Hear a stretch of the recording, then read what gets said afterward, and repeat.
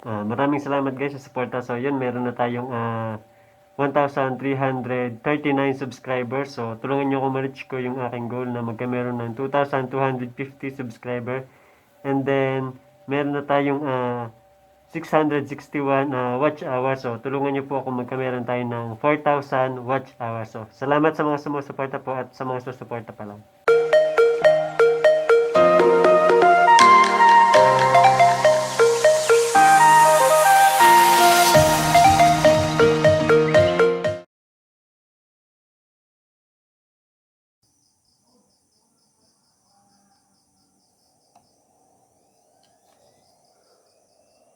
Siya nabubuhay na yan. And then yun, may display na. Mouse at saka keyboard. So ayan. So check muna natin.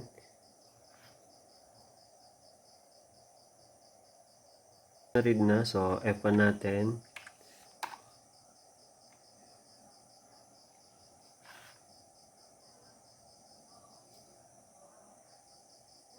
Napansin ko lang na problema is medyo matagal mag-loading yung Windows niya, yung startup niya. So ilang minuto din na nakaganyan lamang. So ang tagal mag-loading bago mag-startup. Ilang seconds na, ilang minuto yung na-try ko kanina, and then yan nga ilang nag-loading. So try natin kung maloload yung Windows. So ayaw basahin ng hard disk. So palitan natin yung hard disk natin. Kukuhanin natin yung hard disk mismo nito. Itong pinagkuhanan natin na system unit.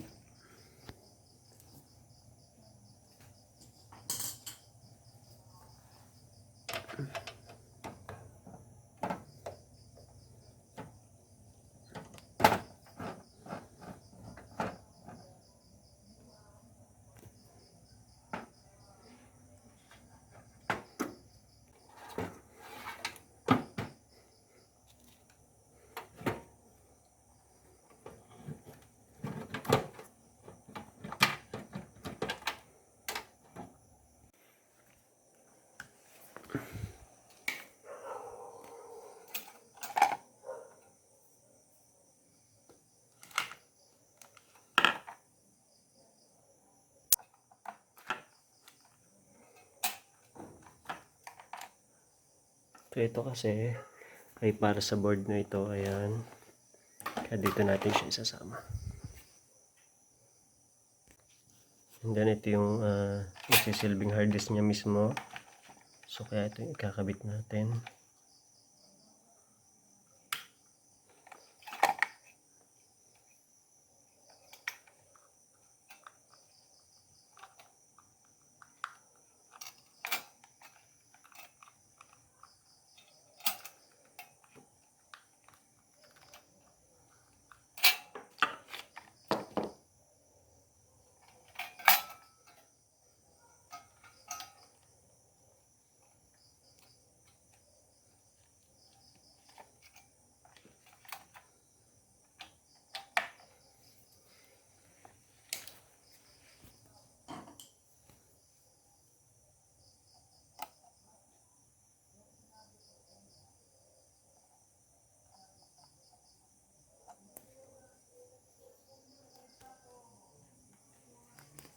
So nakita niyo yata medyo nagdiklap kasi sala yung pindot ko.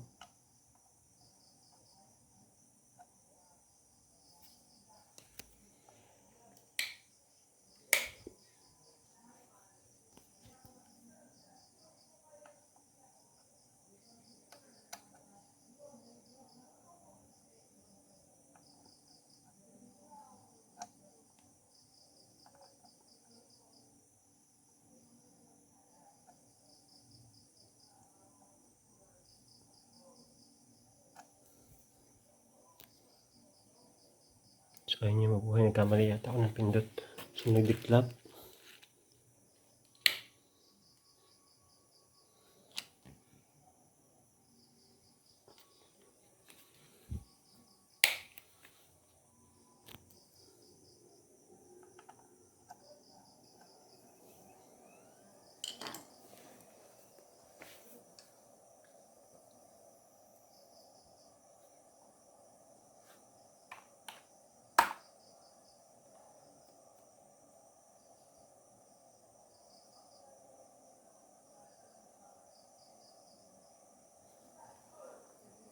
So may power naman yung hard disk natin, yan nagba-vibrate, ramdam ko.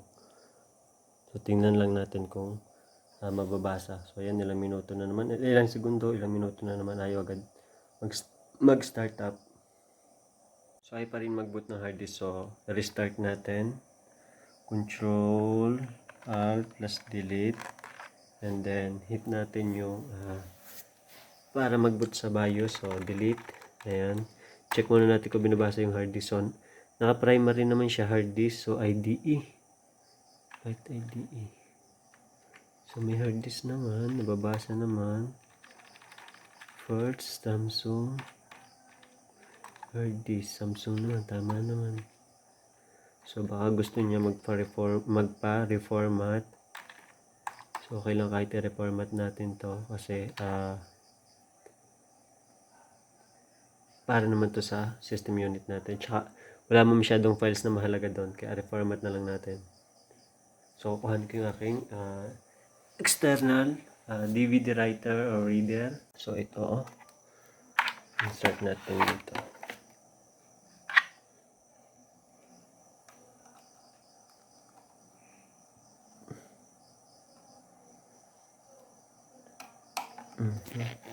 Then lagyan natin yung ating installer na Windows 7 lang. Ayan.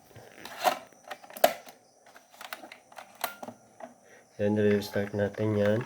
So babaguhin natin yung BIOS ulit. Ay, na-restart ko pa. Dapat pala hindi na.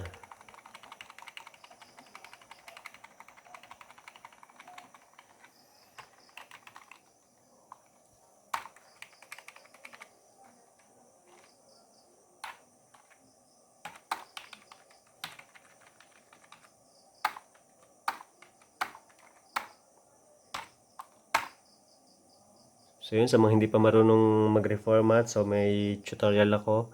So ilalagay ko na lang yung link sa description, or search na lang po sa aking YouTube channel. So yan, naglo-loading na. So re-reformat ko muna ulit guys. So after ko ma-reformat, papakita ko na lang sa inyo kung ano yung update. Nag-load na yung ating installer. So installan na natin. So pakita ko na lang ulit sa inyo yung pag-install.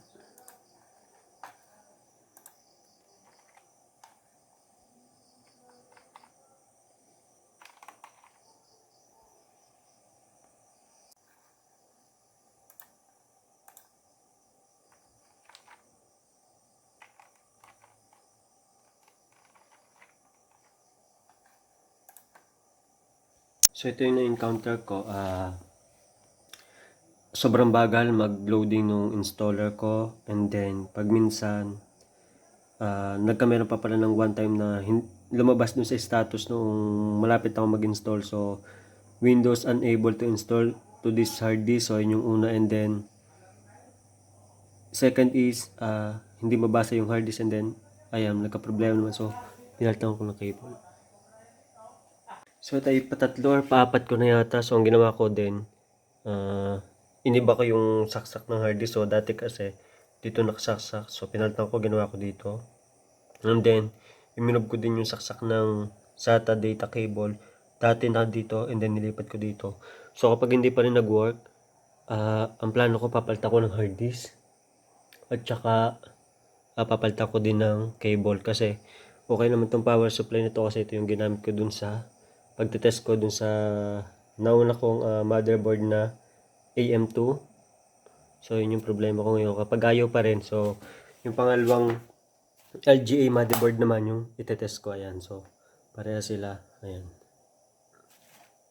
So yun, sa wakas nasa process na ng installing Windows. So obserbahan ko na lang kung magdire-diretso to or kung magtatagal. Excuse me. So grabe, ang dami kong oras na nasayang dahil nagka-problema. Successful yung ating naging installation. So na-installan ka na ng Windows, and then yan, nag-boot up na yung startup na yung Windows niya. So next is install ko na ng program. Ayan, preparing na yung Windows for the first use. Yung ating system unit, and then ang naging solution kanina, so yung dati kong saksak na ito, SATA power cable. So pinalitan natin kasi hindi mabasa yung hard disk, and then iminob natin yung data cable. Dati dito nasaksak, then nilipat natin dito. Yun yung naging solusyon. So ngayon, install naman natin ng, pakita ko muna pala sa inyo na wala pa itong install na driver. So i-update natin. Control panel, programs and features. Ayan, so no programs are installed on this computer. So update natin yung driver. So lagyan natin yung ating installer.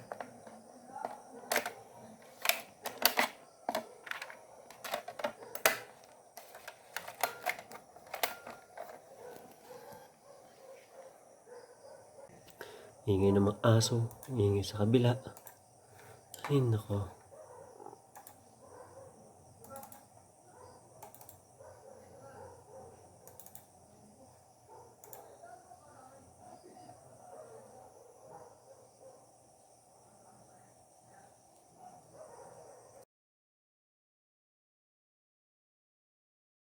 Thank you for watching. See you on my next video. Huwag niyo kalimutan mag-subscribe sa aking YouTube channel at on the bell na para ma-notify kayo kapag meron akong bagong upload. And also, like and follow my Facebook page. So links in the description. Kung may mga gusto pa kayong ipagawa sa akin, so leave your comment lang po below. Kung may mga katanungan kayo, so drop your comment lamang po sa comment section.